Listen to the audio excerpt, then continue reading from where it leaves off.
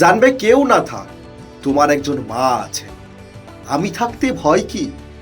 এই একটি কথাই তিনি বেঁধে রেখেছেন সব সন্তানকে। এত বছর পরেও মা আজও যেন সব সন্তানদের জন্য পেতে রেখেছেন তার স্নেহের আঁচল। আজ মা শারদার 172তম জন্মতিথি। এই উপলক্ষে আজ সকাল থেকেই বাঁকুড়ার জয়রামবাটি মাতৃমন্দিরে নামলো পুণ্যার্থীদের ঢল। শুধু এ রাজ্যেই নয়, দেশের বিভিন্ন প্রান্ত থেকে কাতারে কাতারে ভক্তরা হাজির হয়েছেন জয়রামবাটির মাতৃমন্দিরে।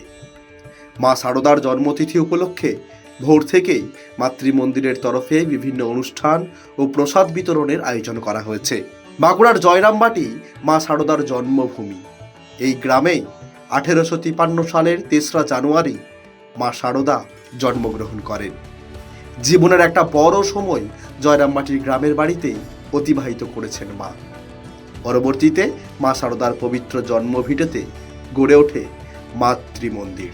ভোরে মঙ্গলারতির মধ্য দিয়ে মা শারদার জন্মতিথি উৎসবের সূচনা করেন মাতৃমন্দিরের ত্যাগী সন্ন্যাসীরা।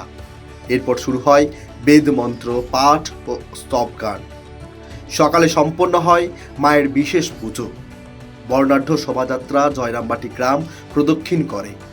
তাতে অংশ নেন জয়রামবাটি গ্রামের মানুষ এবং রাজ্য সহ দেশের বিভিন্ন প্রান্ত থেকে আসা হাজার হাজার ভক্ত ও পুণ্যার্থীরা। মায়ের জন্মতিথি উপলক্ষে বাগবাজারে মায়ের বাড়ি থেকে বেলুড় মঠ সব স্থানেই বিশেষ পুজোর আয়োজন করা হয়েছে। মঙ্গল আরতি, স্তবগান, বেদপাঠ, ভজন, বিশেষ পুজো, হোম, দিনভর রয়েছে নানান অনুষ্ঠান। Bureau report, Bengal facts.